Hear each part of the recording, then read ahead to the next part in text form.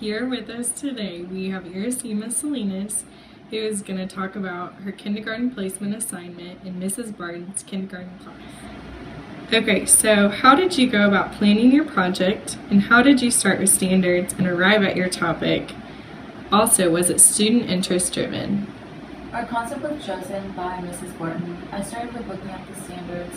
I did what we did for the pre-K project when it came to standard planning. I filled in the charts with standards for every subject in order to have multiple standards handy when choosing my small group and whole group activities. I decided I wanted to teach fossils, and the activities I chose were based off what I knew the students would like. The fossil digging was hands-on and engaging for every student, as well as the fossil making. I provided multiple tools for them to use while digging and included a variety of items in the sand tub to dig. Students chose what to make their fossils of, their fossils' names, and the date of it. Introducing Blakely Magnus, she's going to answer the same question. How did you go about planning your project? How did you start with standards and arrive at your topic? Was it student interest driven? Well, so Iracema already said this, but Mrs. Barton chose our topic, and in my small groups and whole groups, I wanted to integrate literacy, math, science, social studies, and creative skills. And so I found standards for each, and then I created 2 lesson plans, a whole group and a small group one, which are based off of the standards. So for example, in my small group, I chose a standard which gave me the idea of creating dinosaurs out of shapes. So I wanted the students to recognize shapes and see that everything is made out of shapes and can be made out of shapes. And so then I had them label their pictures, which incorporated literacy. And I had them talk about their pictures with their table mates, which incorporated social studies. And I had them talk about different features of the dinosaurs and comparing and contrasting dinosaurs, which also added a science standard. And so yeah, that's it. So Iracema, what did you learn about integrated curriculum and teaching? I learned that incorporating all subjects is not all that difficult. As a matter of fact, it provides for a more meaningful and intentional lesson that truly grabs the attention of every student in the classroom. I also learned that classroom management is the most important part when it comes to teaching and having a lesson truly be successful no matter how well you think it's planned. What did you learn about integrated curriculum and teaching?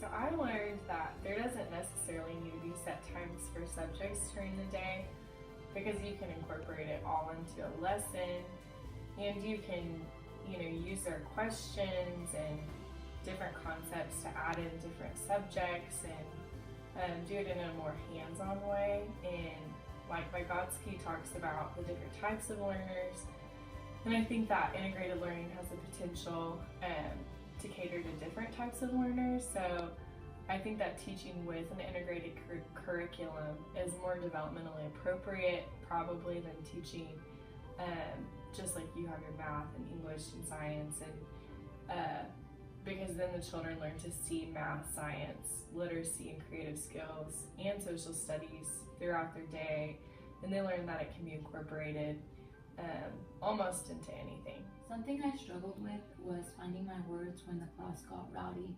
I have a really bad habit of speaking very softly. Another thing that was a struggle for me was the cleanup time after the digging in the sand tubs. I had a towel in place for the excessive sand that I knew would get out of the tub, but there was more of a mess than I anticipated. Thankfully though, Mrs. Barton had a vacuum in her classroom and we were able to vacuum the carpet up. Something I did well was the overall activities I chose. I believe the students really liked finding fossils in the sand, and they loved the fossils they made. I introduced the subject of fossils well and brought it back together at the end by filling the rest of the chart up that I had. The W column was not filled because every student decided to say something that they wanted to learn about, and I just didn't think that we had enough room on the column to write it down. But I also think that the transitions from one place to another was successful because I did dismiss the class using name sticks. I think I did well was incorporating Spanish in the lesson. I noticed that there were ELL students in the classroom that weren't really following along, and once I explained the directions in Spanish, then they were much more engaged in the activity. What struggles did you have and what did you do well? I struggled with management and transitions. So since we were moving a lot during my lesson and when the children were putting their shoes onto the dinosaur foot and then we were transitioning into the hallway, I think that I could have done that better, probably by having like sticks or just so they had a little bit more direction of where to go and how to do it versus us just getting up and going. And then I think that with my own classroom, I would want to see like and hear the children's questions and comments and see where those would take us versus like me trying to complete everything that I had planned out and allowing room for their questions to be answered and for them to kind of do their own research. And then also I think that with the shaped dinosaurs that maybe we could have talked about what shapes are on dinosaurs, so triangles and circles and rectangles, and then they could have thought of, you know, how they might use those shapes as the neck or as the spikes or the tail, and then they can cut out their own shapes. Because I just had them choosing shapes from a bowl, which worked well, but I'd like to see them think of their own shapes and cut them out. And how will this assignment help you be better teachers?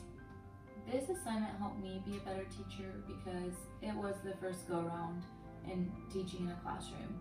It showed me a lot that I could not have learned while sitting in a lecture. This experience introduced me to classroom management skills that work and some that don't. It showed me to plan for everything possible, for example, the mess that was bigger than I anticipated. And lastly, it reaffirmed me that the project approach is beneficial when it comes to learning for both the teacher and the students. How will this assignment help you be a better teacher? I think that from this assignment I learned just a lot about project approach in general and how effective it is, and also about just like how important scaffolding is and making sure that you're supporting children and helping them, you know, take the next step in their learning through every part of the process, and that you're asking questions to help them learn. I also think that this assignment has taught me a lot about what I'm like in the classroom and things that like I want to improve on and make sure that I am well planned for, such as like transitions and management, and also allowing the kids basically just to lead their learning by asking questions and letting them be the experts and just like the leaders in their learning process. The project approach, we learned it's intentional, but seeing it firsthand was an experience. It helps the students learn to their full potential. It is interest driven and it can work with any concept that you choose to teach. It not only teaches the students, it helps the teacher learn about her students more, how they learn best, and how to expand her teaching methods.